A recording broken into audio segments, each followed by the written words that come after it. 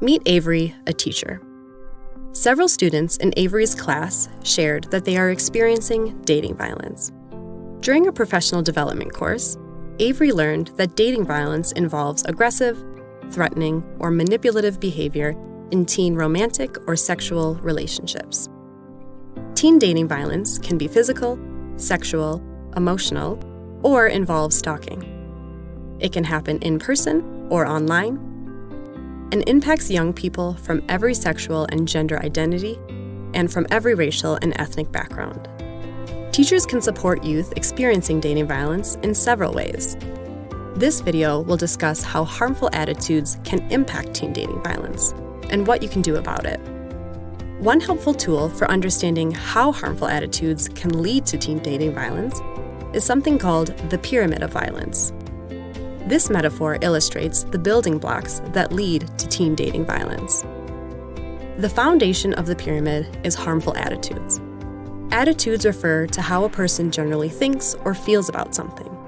The base of the pyramid is wide because many of these attitudes are commonly held in society.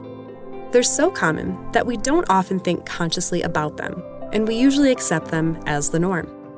For example, many people in society have sexist attitudes, leading to the belief that we can treat people differently based on their gender. If supported, these harmful attitudes can lead to more serious types of behaviors where we actually treat people differently based on things like gender. Harmful attitudes can lead to microaggressions, the second layer of the pyramid. Microaggressions are the subtle, everyday ways people behave that reveal their harmful attitudes. An example of a microaggression is sexually objectifying someone by whistling at them.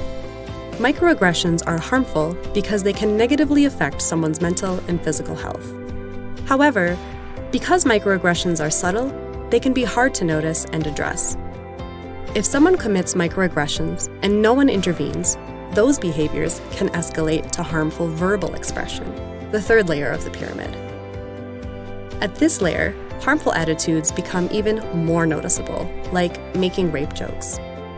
Harmful verbal expressions become increasingly dangerous, as people who explicitly verbalize harmful attitudes are more likely to continue to the top of the pyramid, which is harmful physical expression, or using one's body forcefully against another.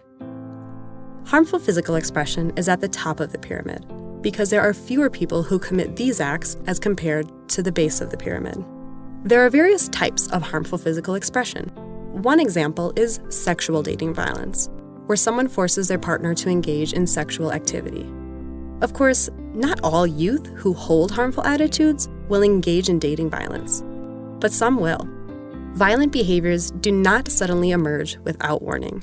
Rather, the pyramid tells us that harmful attitudes are red flags of disrespect, alerting us that people who think and say harmful things are more likely to later engage in more severe behaviors.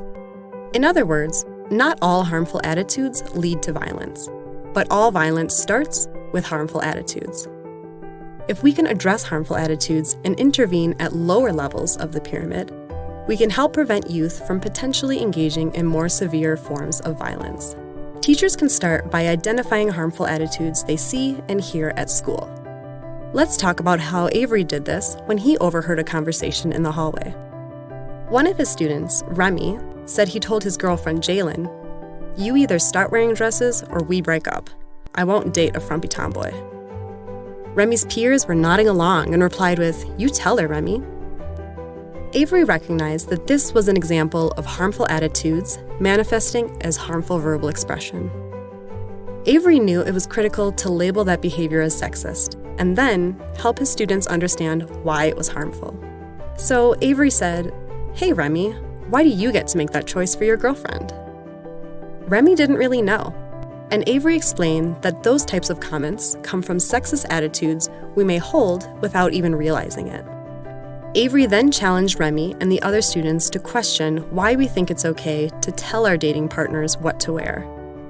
They discussed how there are so many recycled sexist stereotypes in the media we consume. We constantly hear the message, "Girls need to be feminine," and "Boys get to tell girls what to do." Avery explained that these unquestioned stereotypes make us think some people get to control others, which could lead to behaviors such as physical violence. By discussing harmful attitudes and sexist stereotypes, Avery helped his students pause and recognize attitudes they may hold and not be aware of. They also acknowledged how their peers may support these attitudes. By doing this, Avery disrupted the process of moving up the pyramid of violence and made it less likely that his students would engage in dating violence in the future.